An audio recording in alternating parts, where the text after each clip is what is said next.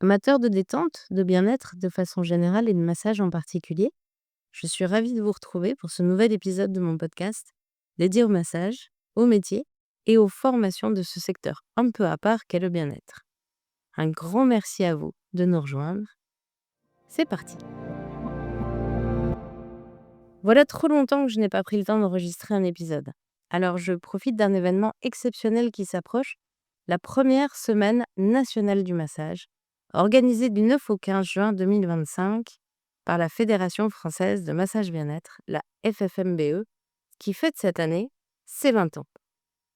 Alors pourquoi c'est important pour moi de vous parler de cet événement au point d'y consacrer un podcast, alors que ça fait quand même un paquet de semaines que je ne vous ai rien enregistré. Alors, d'abord, c'est l'occasion de vous informer de ce qui va se passer au cours de cette semaine. La FFMBE lance d'une part une grande enquête nationale à destination des usagers du massage en France, visant à mettre à jour une première enquête qui avait été menée de mémoire en 2017. Et puis surtout, un peu partout en France, des praticiens agréés par la FFMBE, donc les praticiens France Massage, on en reparlera, vont masser ceux qu'ils souhaitent à l'occasion de différents événements, des événements sportifs, culturels, sociaux, vont masser sur les marchés, lors d'animations de rue, de festivals, etc. Vous proposer des journées portes ouvertes dans leurs cabinets, dans leurs espaces de formation. En bref, se rendre disponibles pour échanger avec le grand public, pour promouvoir notre métier et pour faire connaître la marque France Massage. France Massage, c'est une marque qui regroupe en fait des praticiens en massage agréés par la FFMBE, c'est-à-dire que ce sont des professionnels de qualité signataires d'un code de déontologie et surtout qui ont été formés en minimum 210 heures dans une des écoles respectueuses du référentiel métier qui a été rédigé il y a quelques années par la FFMBE et qui a d'ailleurs donné lieu cette année à la création d'une fiche métier auprès de France Travail, la D122, si je ne vous dis pas de bêtises, qui enregistre le référentiel métier du masseur bien-être. Alors voilà, je vais vous parler de cette semaine nationale du massage et c'est l'occasion aussi pour moi de vous partager un petit peu dans mon histoire pourquoi je m'implique autant à la FFMBE, pourquoi cette fédération me semble absolument essentielle et fondamentale au secteur du bien-être.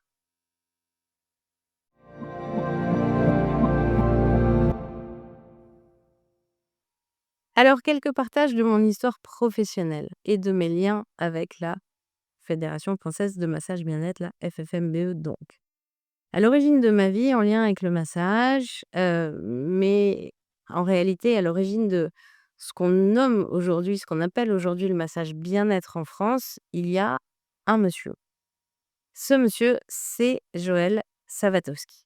Alors Joël Savatowski, moi j'ai fait sa connaissance, ça nous rajeunit pas, j'avais une quinzaine d'années. Je ne vous cache pas que j'en ai aujourd'hui plus de 50. C'était à l'occasion d'un stage de danse qui s'appelle le Festival d'Arc, qui est organisé à Châteauroux et Joël animait des ateliers massage en fin de journée pour les danseurs, fourbus de courbatures. Il se trouve qu'à l'époque, une de mes profs de danse, Janine Baroucha, faisait déjà partie de l'équipe de formateurs de l'école créée par Joël, en 1986, école qui s'appelait l'IFJS. Janine, elle habitait à Boulogne-Billancourt, dans le 92 et elle organisait une session qu'elle appelait les dimanches à Boulogne et c'était des ateliers d'initiation massage et moi, j'ai déménagé à Boulogne à peu près, à cette époque-là et du coup, ça a été la première belle conjonction, de mon existence. J'avais rencontré pendant l'été, Joël avec qui j'avais fait mes premiers ateliers massage et je continuais avec les dimanches à Bologne, mon apprentissage, sans le savoir à l'époque, de ce qui serait essentiel dans mon existence. Donc voilà, en ayant pris goût pendant l'été, j'ai participé régulièrement aux ateliers de Janine et progressivement, j'y ai appris toutes les bases de l'enseignement du toucher massage, la technique qui a été créée, déposée par Joël Savatowski. Sans le savoir, du coup, j'étais déjà sur ma future route professionnelle. À l'époque, moi, j'étais lycéenne, hein, j'avais une quinzaine d'années, j'étais plutôt bonne élève. J'ai suivi une prépa HEC, j'ai poursuivi mes études, dans une grande école qui s'appelle l'EDEC Et pour moi, le massage, c'était un plaisir, c'était un loisir au même titre que, la danse, le yoga, les voyages. À force de suivre les ateliers de Janine, d'y acquérir des compétences, de la technique, Janine m'a incitée à perfectionner, à professionnaliser mes apprentissages en me disant que voilà, je pourrais comme ça passer mes certifs à l'IFJS et comme elle m'avait dit alors: «On sait jamais, ça pourrait te servir un jour». Il se trouve que l'avenir lui a donné raison. Donc j'ai fait mes classes à l'IFJS, j'ai rencontré petit à petit, créé des liens avec, tous les formateurs de l'équipe et du fait des études que je faisais à l'EDEC, Joël m'a proposé en 2002 de me confier les rênes d'un grand projet, qu'il avait, qui visait à faire un état statistique des apports et des bienfaits de la méthode donc qu'il avait créée, le toucher massage. Cette étude, elle a été menée de 2002 à 2004, et j'en ai présenté les résultats lors du congrès du toucher massage en mars 2004 à Paris. Elle a ensuite donné lieu à la publication d'un article dans le cadre d'un ouvrage collectif qui a été publié en 2006, qui rassemblait les interventions de tous les orateurs du congrès. C'était à l'époque finalement ma première publication. Joël m'a aussi mis le pied à l'étrier de l'écriture, sans le savoir à cette époque-là. Alors revenons un peu plus de 20 ans en arrière. Le contexte du massage et du secteur du bien-être n'avait absolument rien à voir avec la réalité qu'on connaît aujourd'hui. Joël Sabatowski, masseur kinésithérapeute de formation initiale, était animé par une vocation qui était de rendre le massage accessible au plus grand nombre. Il voulait changer le monde à sa façon, convaincu, et je pense à raison, que si les couples, les familles, les enfants, tout le monde se massait, notre monde serait différent. Il était aussi clown et danseur de formation et du coup, Joël, il initiait de nombreux projets pour défendre ses convictions et faire parler du massage. Créateur du concept de ce qu'il appelait l'anime massage, à l'époque, on massait sur chaises ergonomiques, donc les chaises qui servent à faire du massage assis, parfois même avec des nez de clown pour faire de l'animation dans la rue. Un des projets d'envergure, a été de proposer des pauses massage sur les aires d'autoroute, à l'occasion des départs en vacances et ça a été mis en place en partenariat avec la prévention routière. On massait les conducteurs, pour leur permettre de retrouver de l'attention, de la concentration après plusieurs heures de route et on massait aussi les enfants, les familles entières pour les apaiser dans ces périodes de départ en vacances où, les longs moments en voiture sous la chaleur peuvent créer pas mal de tension. Et ça a été une très belle, une grande opération de communication autour du massage pour tous, extrêmement relayée par les médias, beaucoup plus que ce qu'on imaginait à l'époque. Mais cette opération a déclenché le courroux des kinés. Rendre le massage accessible à tous, le droit de se former à masser sans suivre un cursus complet d'anatomie, toucher autrui sans être issu du corps médical, l'ordre des kinés à l'époque a vu rouge et a attaqué Joël Savatowski, le fondateur de l'école, Jacqueline Tonnet, la directrice pédagogique, et d'autres formateurs pour exercice illégal du massage. À partir de là, tous les élèves de l'école de Joël et des autres grandes écoles de massage qui se sont créées à cette époque, celle de Claude Camilly, celle de Jean-Louis Abressard, celle de Guy Largier, les enseignements de Christian Hieronymus, tous les jeunes praticiens en exercice étaient passibles d'un procès. De même que les esthéticiennes d'ailleurs à l'époque. Nous n'avions donc aucune possibilité d'exercer, encore moins de communiquer sur nos pratiques de massage. Alors à l'ère des sites internet et des réseaux sociaux, aujourd'hui, ça semble complètement impensable de vous dire ça. Et pourtant, si on prend la chronologie, moins de 20 ans, c'était hier. Les procès ont pris une dimension nationale. On pouvait donc se former pour apprendre à masser, mais on ne pouvait pas exercer, on ne pouvait pas s'installer, on ne pouvait pas communiquer sur notre pratique. Il était donc indispensable d'agir.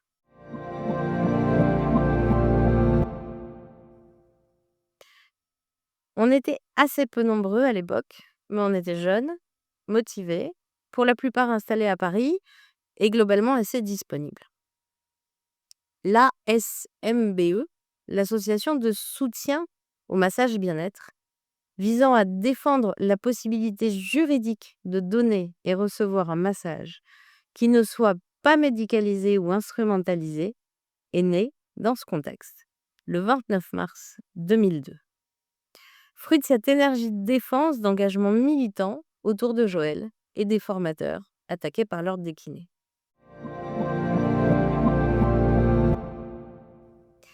Alors à l'époque, on menait à Paris ce qu'on appellerait aujourd'hui des happenings. On se passait quelques coups de fil. Bah oui, à l'époque, on n'avait ni SMS ni email. Et on se retrouvait dans Paris avec nos chaises ergonomiques pour proposer des massages assis en plein air, un peu dans tous les lieux qui nous passaient par la tête. Alors on s'est retrouvés comme ça. Pour ceux qui connaissent Paris, place des Vosges, dans différents jardins publics, devant l'Assemblée nationale, sur le parvis de la mairie du 18e, dans le métro, dans des grands magasins comme les Galeries Lafayette, dans des cafés, lors de festivals, dans des salles de spectacle. Toute initiative était bonne à prendre et donnait l'occasion de masser, de discuter, de sensibiliser et surtout de faire signer la pétition que Joël avait intitulée du droit d'être massé par qui bon nous semble et qui nous semble bon.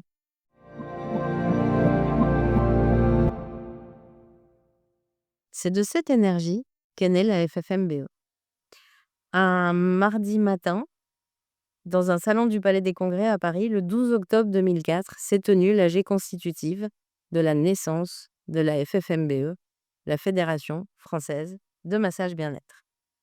On était à l'époque de mémoire une cinquantaine, autour de Joël Savatowski, de Martine Burneau, qui était alors présidente de l'ASMBE, de Corinne Gaudiot, fière de nos cartes de membres. La FFMBE était née, Champagne.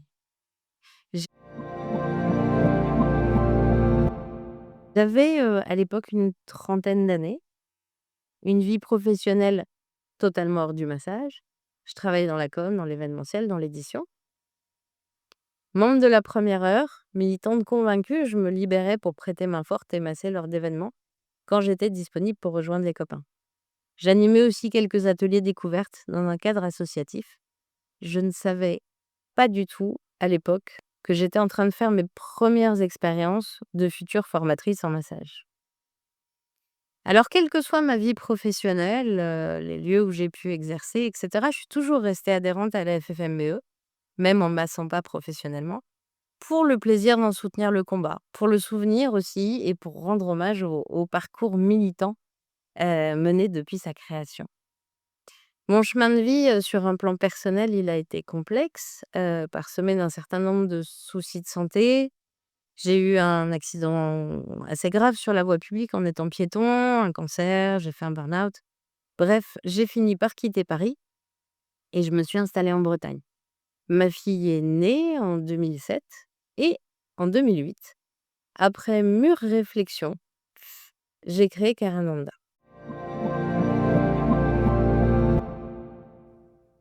D'abord, c'était un cabinet privé pour mettre en place mon activité de praticienne. Je dis remettre en place parce que je massais déjà, mais c'était la première fois que je massais vraiment professionnellement, à temps plein et en installant mon activité de praticienne en massage. Et puis, sur proposition de Jacqueline Tonnet, donc qui était toujours à l'époque directrice pédagogique de l'IFJS, j'ai suivi la formation de formateur de l'école pendant 2 ans. Je suis officiellement devenue formatrice en toucher massage et je suis devenue, en charge au sein de l'équipe pédagogique permanente de l'école, un petit peu de tous les modules, développés, pour l'IFJS dans l'ouest de la France. J'en ai animé aussi, au sein de l'école à Dijon et à Paris, mais j'ai surtout développé, les activités de l'école dans l'ouest, à Nantes, à Rennes principalement. Toujours adhérente à la FFMBE, j'en lisais les publications, je suivais les actions menées. Ma vie de militante faisait une petite pause. Les procès avec l'ordre des kinés n'étaient pas terminés, mais le contexte devenait plus souple. Si vous voulez la découvrir en détail, d'ailleurs, Joël a raconté toute cette aventure dans un livre qui s'appelle «L'affaire massage bien-être», dont je vous recommande fortement la lecture. C'est seulement en 2016, le 26 janvier donc, il y a 10 ans environ, qu'un premier gros tournant essentiel a été pris pour nos métiers avec la loi de modernisation de santé. Ce texte redéfinissait le périmètre de la profession de masseur-kinésithérapeute et lui donnait une compétence exclusive en matière de massage de rééducation thérapeutique. Alors, cette réécriture de la loi de modernisation de santé, c'est super important parce qu'en fait, la notion de massage tout court, entre guillemets, était supprimée de la définition de la profession de masseur-kinésithérapeute. Le masseur-kinésithérapeute avait la compétence exclusive en matière de massage de rééducation thérapeutique. La porte était ouverte au champ des métiers du bien-être. La deuxième étape majeure pour notre profession, c'est le 29 juin 2021, avec le rejet du pourvoi en cassation. Et ça donc, c'était il y a à peine 5 ans. Quand je vous dis que c'était hier, c'est vraiment hier. Alors qu'est-ce qui s'est passé avec ce rejet de pourvoi en cassation le 29 juin 2021? En fait, la Cour de cassation a tranché et confirmé la lecture de la loi du 26 janvier 2016. Les métiers du massage bien-être peuvent désormais librement utiliser le terme massage. La compétence exclusive des masseurs kinésithérapeutes diplômés d'État est restreinte au massage à but thérapeutique, sans confusion possible avec les massages bien-être.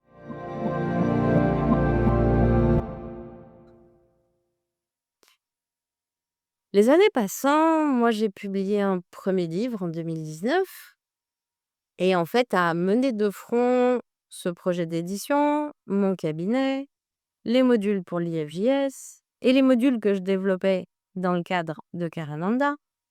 À un moment, j'ai craint de faire un nouveau burn-out. Alors, j'ai pris la décision à cette époque-là de mettre de côté mon activité de formatrice pour l'IFJS et de me consacrer à la montée en puissance de mon centre de formation. Praticienne adhérente des premières heures de la FFMBE, en 2022, c'est mon centre de formation qui a rejoint le rang de ce qu'on appelle les OFPA, les OFPA, les écoles qui sont agréées par la FFMBE, ouvrant ainsi à mes élèves la possibilité d'exercer sous le titre de praticien France Massage. Alors ça, pour moi, ça a été une grande étape parce que en ayant fait partie des personnes qui étaient à la SMBE, qui ont participé à la création de la FFMBE, ayant monté mon activité professionnelle de praticienne en 2008, travaillé comme formatrice au sein de l'école de Joël, puis développer mes propres modules de formation, de voir mon école reconnue comme école agréée par la FFMBE, c'était beaucoup d'émotions.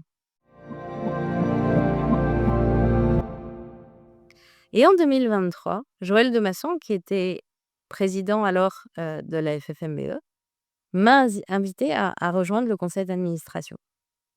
Donc, je me suis retrouvée membre du conseil d'administration de la FFMBE et vous voyez à quel point la Fédé, en fait, a cette place absolument prépondérante dans mon activité.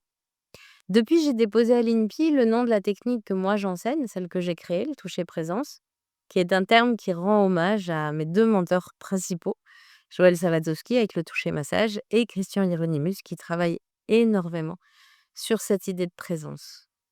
J'ai retrouvé ma casquette de militante de la FFMBE en étant à la fois praticienne France Massage, fondatrice et formatrice au sein d'un OFPA agréé, et je m'implique au quotidien dans les actions menées pour contribuer à la reconnaissance, la qualité et le rayonnement de nos métiers du massage bien-être.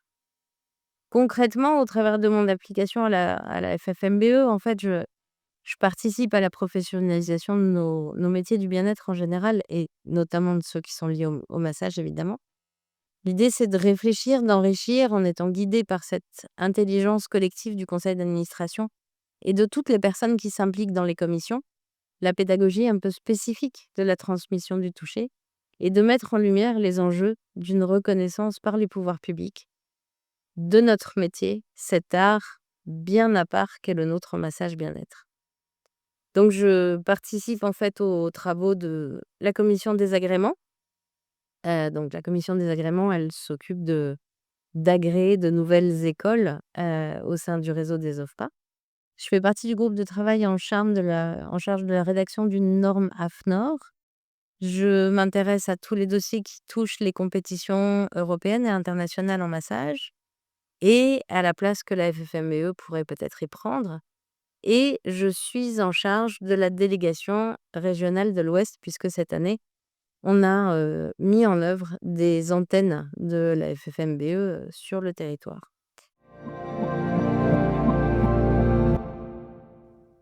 Alors dans le cadre de la délégation régionale de l'Ouest, je coordonne les actions qui peuvent être menées par des praticiens en Bretagne, en Normandie, en Pays de Loire et notamment dans le cadre de la Semaine nationale du massage qui va avoir lieu du 9 au 15 juin prochain.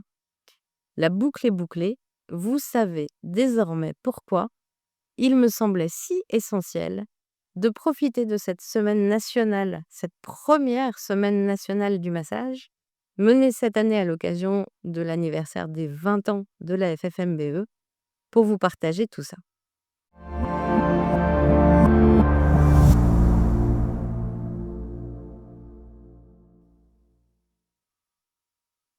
Alors voilà, cet épisode se termine. Je vous remercie de votre écoute et j'espère que cette parole partagée sur nos métiers du massage, du bien-être, notre fédération de référence et son histoire vous aura apporté quelques éléments d'information.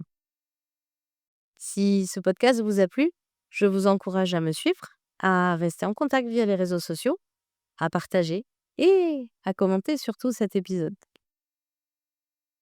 Prenez grand soin de vous à chaque instant, sinon qui le fera? On se retrouve lors d'un prochain épisode, d'une séance, d'une formation, d'un atelier. Allez, je vous dis pas quand, mais promis, à bientôt.